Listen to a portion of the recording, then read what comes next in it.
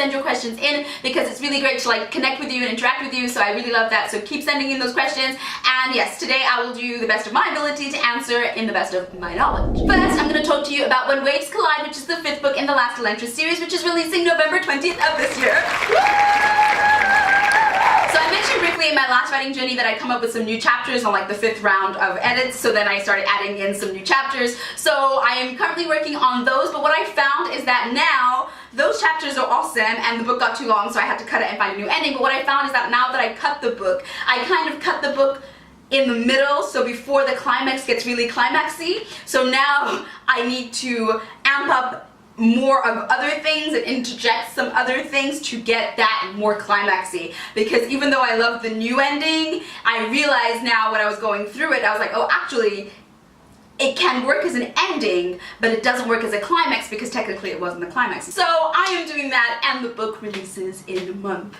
I have also been talking to my cover designer, and I love the image that we have chosen for the new cover, the image of Desiree and Lexovia, of course. If you have seen the covers, there's always both girls because it's a different version of each girl, one in our world and one in the magical world of Cold War. So I like the image that she's chosen. I'm liking the color scheme that we're thinking of going with, so I am just eagerly awaiting seeing it, and hopefully we'll be doing a cover reveal in the next couple of weeks or so. So if you have me on Instagram or Facebook or Twitter, then you will see it. If not, then click the links below. I'll link it all below so you can see the cover reveal when it happens. Or even better, sign up to my newsletter because I will put it there first.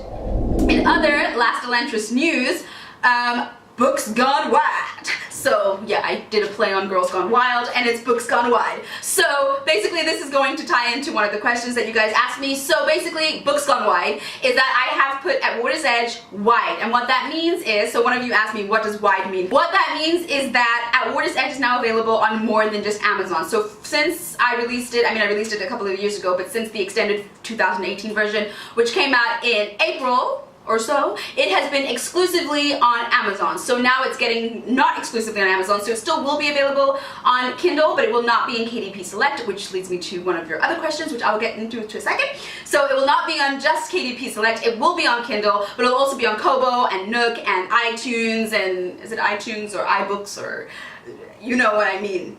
And Caught in the Ripples is also out. So that's the first 2 books in the Last Elentrice series that are out in the wild world. So those of you that don't read on Kindle necessarily, but would like to read the books on Kobo or Nook or such, then you can do now. So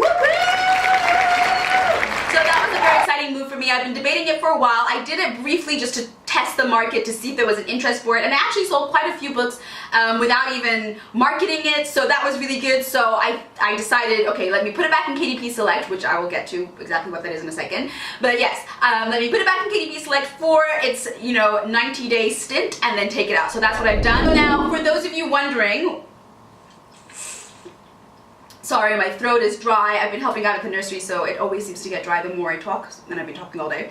So now, KDP Select. So some of you asked me, okay, so what does Gone Wide mean? What does that mean? And what is KDP Select, and is it worth it, blah, blah, blah. So KDP Select is really, really good when you're just starting out. I personally find, I know some people that just go straight wide, and to be honest, I've seen some of their promotion strategies, and it's fantastic, but I find that a lot of people used to, and I think still do, prefer to launch in Amazon first in KDP Select, which is basically that it can go into Kindle Unlimited, which means that those people that have paid subscription for Kindle Unlimited get your book for free, or get your book in that subscription price. So then they're more likely to take a chance on it because it doesn't cost them anything above what they're already paying for the subscription, and then you get paid based on how long they spend reading your book, that they actually read it. So it's counted as page reads rather than as sales, but you can gain money from that, and then you can also gain money from actual sales. So Amazon kind of gives you the best of both worlds. So I would recommend it. It's a 90-day stint, so it's a 3-month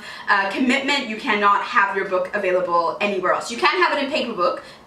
You can have it in paperback in other places, but you cannot have it in ebook anywhere else. However, then after the 90 days, you can go and put it wide, which is what I have recently done. The other benefit that I find of going into KDP and Amazon exclusively first is that not only do you get these extra ways of making income, but you also have one place where your reviewers can go and review it. I mean, of course, there's also Goodreads, and Goodreads tends to get more reviews for some reason. I don't know, people don't review that much on Amazon, but you want reviews, because the more reviews you get, the more likely people are going to take a chance in it. However, if you've got reviews, then great. But if they go, say, to Amazon and you've got 2 reviews, and they go to Kobo and you've got 5 reviews, and they go to Nook and you've got 6 reviews or something like that, it's great, but chances are they're just going to check 1. And if they only go to Amazon, they're only going to see 2 reviews. They're going to be like, okay, it's got a 4-star rating, but it's just 2 people. However, if you put them all together, I forgot what numbers I said, but say you have 15 reviews in one place and they can get a really good general star rating average. So even if they don't read the reviews, they still see a general, like out of 15 people, it's got a 4-star rating. Not bad. Out of 2 people, it's got a 4-star rating.